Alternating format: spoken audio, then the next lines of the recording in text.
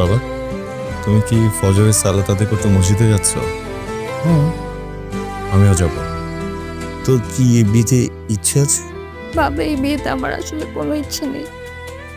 মা হঠাৎ করে আমাকে ডাকলো, আর ইমরানের মা আমাকে আংটি পরিয়ে দিল।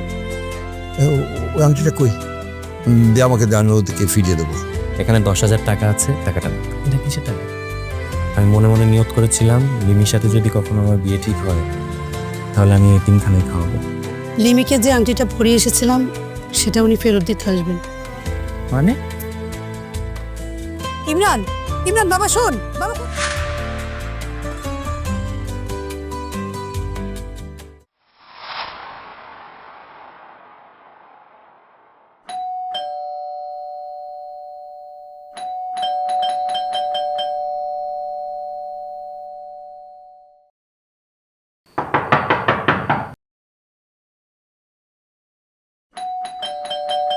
আরে একটু সবুর করুন।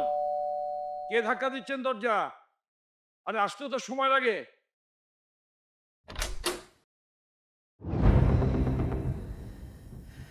ইমরান, তুমি? আঙ্কেল আসসালামু আলাইকুম। ওয়ালাইকুম আসসালাম। আঙ্কেল, আন্টি বিয়ের প্রস্তাবে রাজি হওয়ার পরেই তো আমরা এগিয়েছিলাম, তাই না? দেখো ইমরান, লিমি এ বিয়েতে রাজি না। আঙ্কেল, আন্টি বিয়ের প্রস্তাব না করে দেওয়ার পরে আমার মা তো আর আসেন।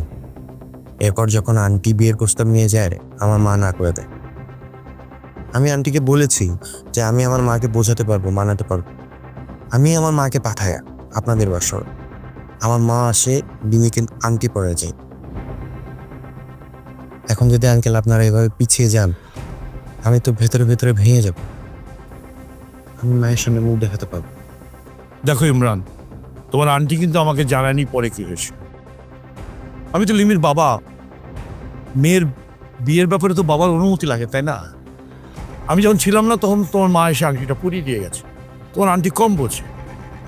আমি সত্যি দুঃখিত।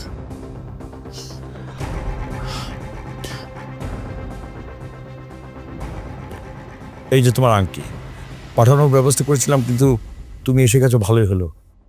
এ নাও তোমার আংটি। আঙ্কেল আমি এটা নিতে পারবো না। আমি মুরব্বী মানুষ, দিচ্ছি, নাও হাতে নাও। শোনো ইমরান, এখন কিছুতেই সম্ভব না। আমি আমার মেয়ের বিয়ে দেব না। লিমিও এখন বিয়ে করতে চায় না। আঙ্কেল আমি হাত জোর করে বলছি, আপনি এরকম করবেন না, এবার পিছিয়ে যাবেন না আপনার। Please uncle. ইমরান, তুমি আমাকে ক্ষমা করো, আমাকে মাফ করে দাও প্লিজ। আপনি যদি এরকম করেন আঙ্কেল, আমি আমার মায়ের কাছে আমি কতটা ছোট হয়ে যাবো আমি কল্পনা করতে পারছি না। আমি একবার আন্টি আর লিমির সাথে কথা বলি আঙ্কেল, আপনি প্লিজ। আন্টি আমি বলছি না ইমরান, প্লিজ প্লিজ প্লিজ বাবা, আমি তোমাকে ক্ষমা চাচ্ছি, তুমি যাও প্লিজ প্লিজ। আমি এই বিষয়ে কোনো কথা তোমার সঙ্গে বলতে চাই না। সরি, একবার আমার কথা শুনুন আঙ্কেল। আঙ্কেল আমি তোমাকে ক্ষমা চাচ্ছি, তুমি যাও প্লিজ। আমি এই বিষয়ে কোনো কথা তোমার সঙ্গে বলতে চাই না। সরি, একবার আমার কথা শুনুন আঙ্কেল। আঙ্কেল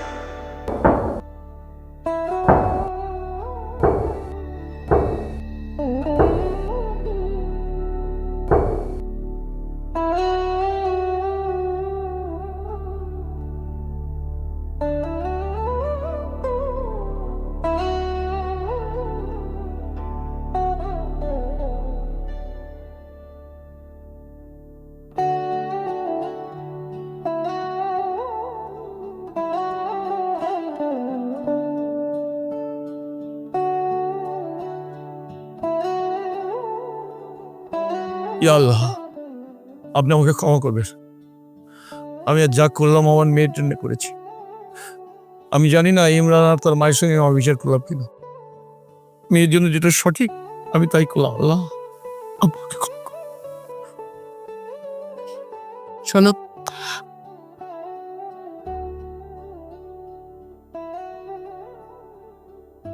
সংসার জীবনে বহুবার তুমি আমার কোনোদিন কোনো কথা শোনানি, কিন্তু এবারে বিষয়টা ছিল আলাদা। আমি ভেবেছিলাম যে আমার স্বামী বদলে গেছে, সে আমাকে গুরুত্ব দিচ্ছে, এই সংসারে আমার মতামত কিছু একটা হবে। কিন্তু আমার ধারণা বলছিল। অনেক ধন্যবাদ খুব সুন্দর করে আমাকে ভুল প্রমাণিত করার জন্য, আর ইমরান আর রূপভাবের সামনে আমাকে ছোট করার জন্য অনেক সুন্দর করে। ধন্যবাদ, অনেক ধন্যবাদ।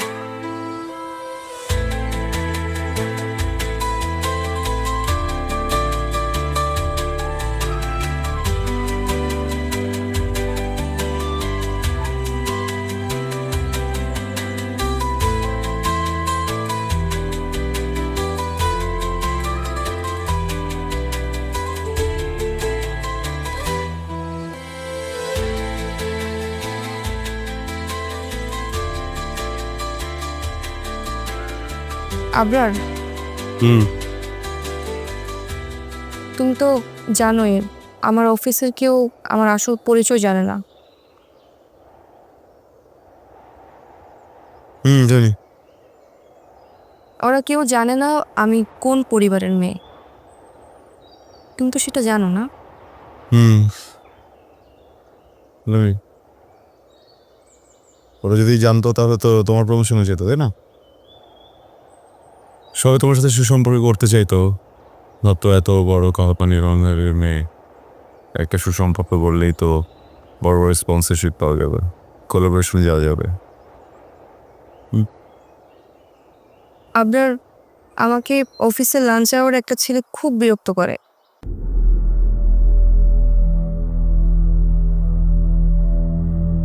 কি বলো, এত বড় সাহস কর? হবে হয়তো ওই এলাকারই কোনো ছেলে। আমি ওকে অনেক বুঝিয়েছি কিন্তু ও থামছে না। এখন এই ব্যাপারটা যদি আমি বড় আব্বু বা ভাইয়াকে বলি, ওরা তো ওকে আস্তই রাখবে না। আমি চাচ্ছিলাম ব্যাপারটা খুব সহজভাবে সমাধান হোক। আমি ওই ছেলেটার জন্য রীতিমতো অফিসে যেতে পারছি না, বিরক্ত। তুই অফিসে যাচ্ছ? অফিসে যাচ্ছি। অফিসে যাও, আমি লাঞ্চের সময় এসে ওকে দেখে নিব। আচ্ছা, দেখে নিও। আচ্ছা, আমি কিন্তু ওই ছেলেকে বলেছি আমাকে এভাবে ডিস্টার্ব করলে আমার স্বামী তাকে আস্ত রাখবে না।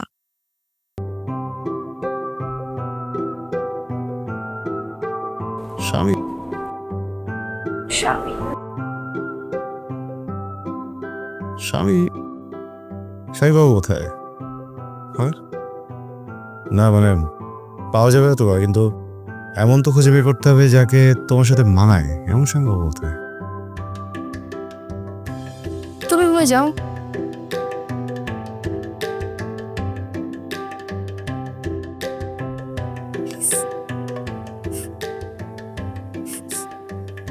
আমি ওর স্বামী হয়ে যাবো? হ্যাঁ, না, আমি তোমার স্বামী হবো, কারণ আমি তোমার কাজিনের ফাইট করতে পারি না। ওর কাজিন তোমার জন্য ফেরা যেতে পারে না? চাই, কিন্তু তালে তালে বলে ফেলেছি, এখন কি করবো বলো? তাহলে তাহলে যার কি করবে, আল্লাহ মালিক। এভাবে বলো না। আচ্ছা, আজকে কিন্তু লাঞ্চ আওয়ারে দেখা হচ্ছে। হুম। হুম। আচ্ছা, এই যে তোমার ক্রিকেট ব্যাট, গতকাল রাতে নিয়ে গিয়েছিলাম, এই ফেরত দিতে আসলো। এটা দিয়ে মারবো? আরে না, এটা নিয়ে আসবে কেন? আমি গতকাল রাতে নিয়ে গেলাম না, তাই ফেরত দিতে এসেছি। হ্যাঁ, খুশি হচ্ছে, অ্যাটলিস্ট তুমি ব্যাটটা ফেরত তো দিলা। আবরার, আমি কবে কোনো জিনিস নিয়ে ফেরত দেইনি? মেয়ে দেখি রেগে যাচ্ছে, তুমি সবসময় সব কিছু ফেরত দিয়েছ। হুম। ওকে, 9টা বাজে, এখন যাও, অফিস মিস করে নেবো। তাড়িয়ে দিচ্ছে। আরে বাবা, তুমি তো জ্ঞান জ্ঞান করবা, বলবো অফিসে আমার জন্য যেহেতু লেট হচ্ছে। করবো না ঘ্যান ঘ্যান। আচ্ছা, গেলাম, বাই।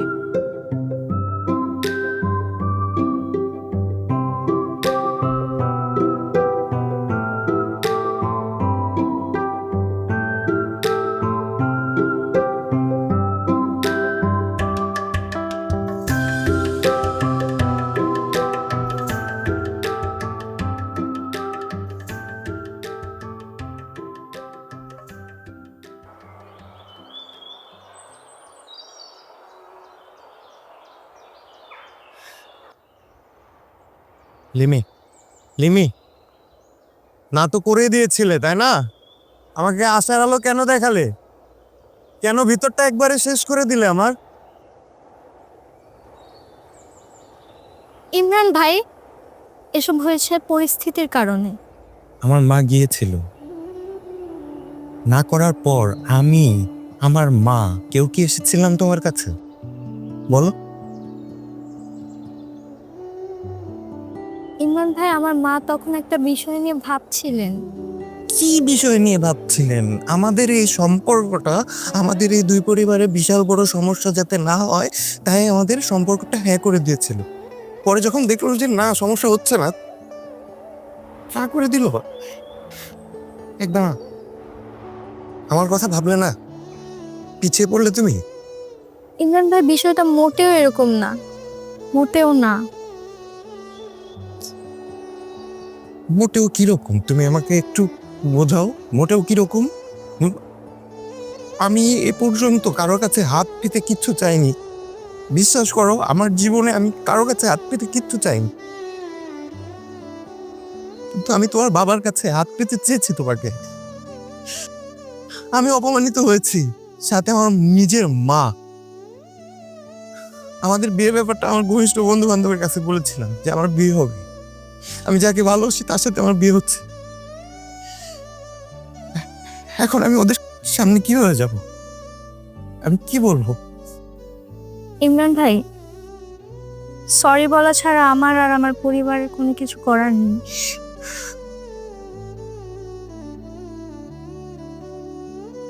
আমাকে অনেকেই বলেছিল যে ভালোবাসা না অনেক কষ্টে, আমি না বিশ্বাস করিনি, আমি কখনো বিশ্বাস করতে চাইনি, কিন্তু এখন না আমার আমার আমার অনেক কষ্ট হচ্ছে। আমি ঢোক গিলতে পারছি না, আমার এখানে অনেক কষ্ট হচ্ছে, আমার এখানে অনেক ব্যথা করছে। অনেকে বলে যে এই হৃদয়ে শুধুমাত্র আল্লাহ কি স্থান দিতে,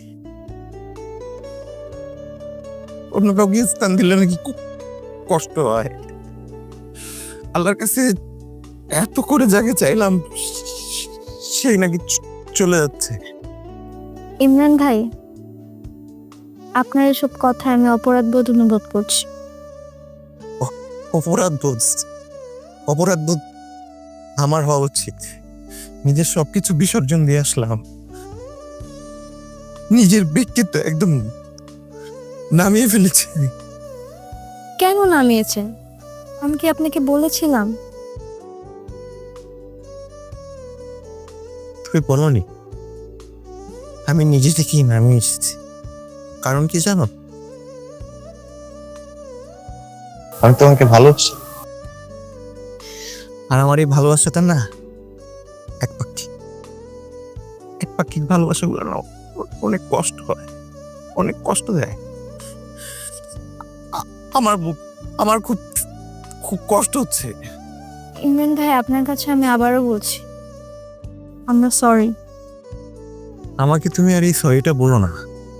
তুমি যতবার আমাকে সরি বলছো মনে হচ্ছে তোমার জুতাতে আমার কালে বাড়ি দিচ্ছ।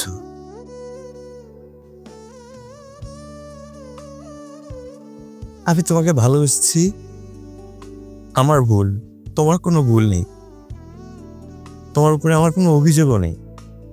তুমি ভালো থাকো, সবসময় ভালো থাকো। আল্লাহ তোমার সকল মনোবাসনা পূরণ করুক। যেমন ছেলে তুমি পছন্দ করো তেমন ছেলে যেন তুমি পাও। অনেক ভালো থাকো, সুখে থাকো। আমি না আসি।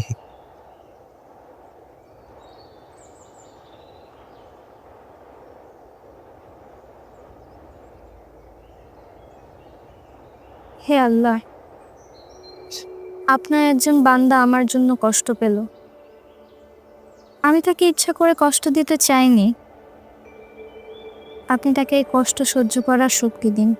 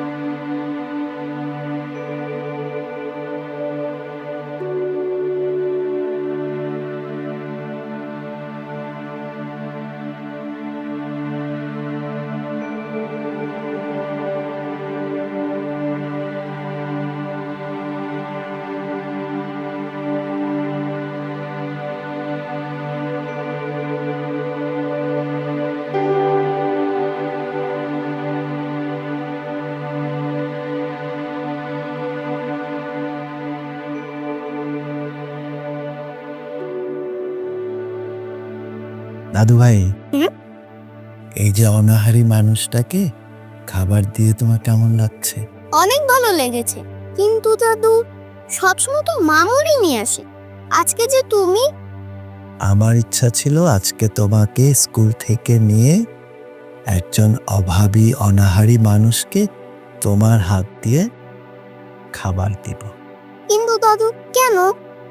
কোরআনের বিভিন্ন স্থানে মহান আল্লাহ তাআলা অনাহারীকে অন্ন দান করার আদেশ দিয়েছেন, উৎসাহিত করেছেন। আল্লাহ তাআলা আরো বলেছেন, ক্ষুধার দিনে এতিম, নিকট আত্মীয়, অভাবী সবাইকে অন্ন দান করতে। আচ্ছা দাদু ভাই, হুম? তুমি কি জানো কি? ইবাদত কয় ভাগে বিভক্ত? সেটা তো জানি না দাদু ভাই।